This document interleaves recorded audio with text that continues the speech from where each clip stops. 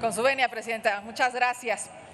Quiero iniciar solidarizándome con todos esos mexicanos y mexicanas, hermanos y hermanas indígenas que han tenido que desplazarse por la presencia del crimen organizado, que hoy manda más que el gobierno en Chiapas y en este país. Estamos con ustedes, hermanos chapanecos. Buenos días, compañeras y compañeros diputados. Hace 28 años, en el contexto del levantamiento armado del Ejército Zapatista de Liberación Nacional, el Estado mexicano firmó los acuerdos de San Andrés Larráizar, por los que, entre otras cosas y fundamentalmente, reconoce la existencia de una deuda histórica con los pueblos y comunidades indígenas. Deuda que, por desgracia, nosotros tampoco hemos saldado, porque hoy, como ayer, impera la discriminación, el abuso y la indiferencia hacia los pueblos originarios. Situación que hace urgente un esfuerzo más que ambicioso para transformar esa realidad.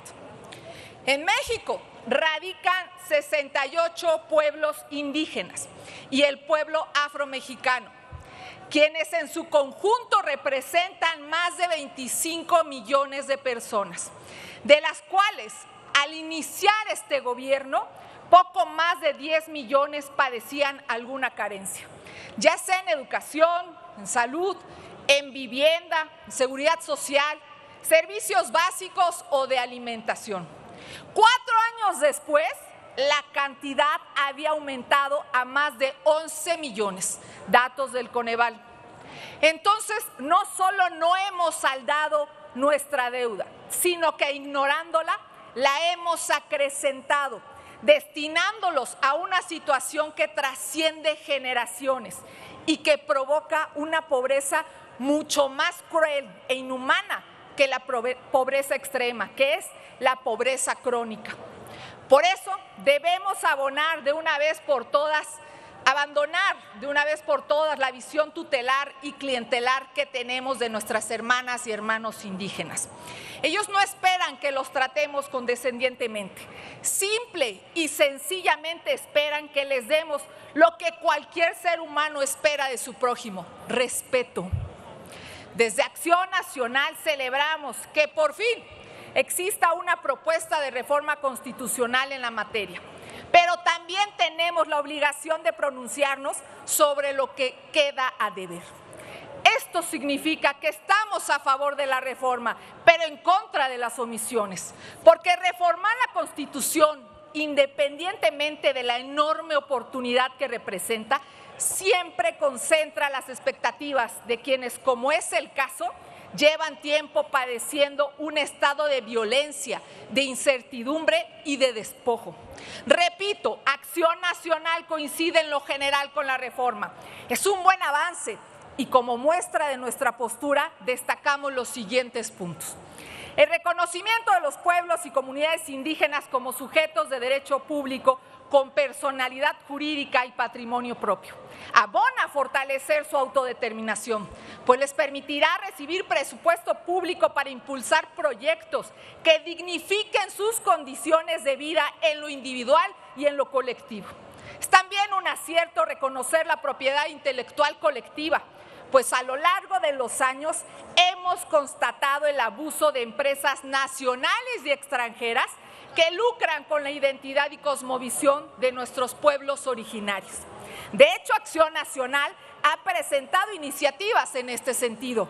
Qué bueno que el régimen tenga coincidencias con nosotros, pero vale la pena preguntarle al oficialismo: si Morena reformó la ley de amparo para eliminar los efectos generales de las sentencias, ¿cómo pretende ahora hacer efectivos los alcances de esos derechos colectivos?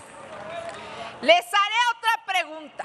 Si el presidente López Obrador, con facultades discrecionales, tuvo que declarar el mal llamado Tren Maya como un proyecto de seguridad nacional para imponerse a los amparos ganados por los pueblos y comunidades indígenas mayas, ¿de qué manera esta reforma garantiza la defensa de esos mismos pueblos en una situación similar en el futuro. Será por eso que la reforma impide que organizaciones defensoras de derechos humanos, colectivos o abogados intercedan a favor de los pueblos originarios, que conste que es pregunta. A las y los diputados del oficialismo les reitero, el Grupo Parlamentario de Acción Nacional celebra la intención, pero no puede pasar por alto ni mucho menos avalar las contradicciones. Esta no es la reforma que esperan en Michoacán, quienes resisten el embate del crimen organizado que se apropia de sus tierras a diestra y siniestra para sembrar aguacate. Tampoco es la reforma que esperan en Chiapas, donde nuestros hermanos y hermanas han preferido emigrar hacia Guatemala, producto de la narcoviolencia que gobierna cada espacio del gobierno. No es una reforma perfecta, pero es una reforma perfectible siempre y cuando exista voluntad del régimen para escuchar a la oposición, pero sobre todo a quienes llevan mucho tiempo pidiendo estos y muchos otros cambios a la ley. Porque las buenas intenciones deben estar acompañadas de acciones a fin de lograr que el marco normativo consolide las actuales aspiraciones y garantice la satisfacción de las demandas y necesidades de los pueblos y comunidades indígenas. Por eso esta reforma debe ir acompañado de un esfuerzo integral para reformar leyes que impacten directamente en su calidad de vida.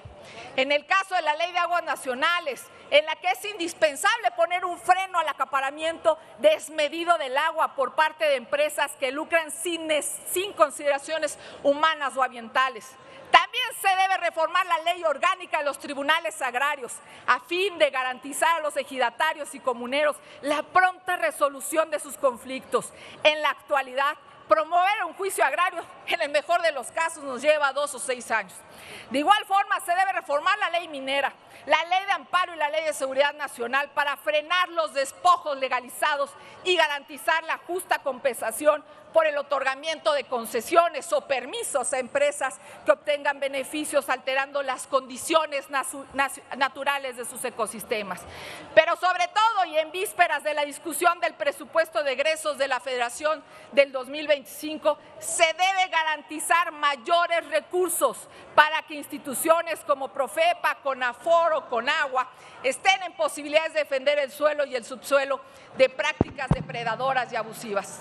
Porque por mucho que exista una buena y genuina intención de atender una deuda histórica, sin dinero es prácticamente imposible materializar cualquier cambio. Todas y todos somos herederos de culturas ancestrales, por lo tanto no podemos hablar de ellos y de nosotros como dos sociedades distintas. Hoy, a pesar de las diferencias y el momento político que vivimos, estamos guardando un espacio para mirar en común la promesa de un solo México. ¿Es cuánto?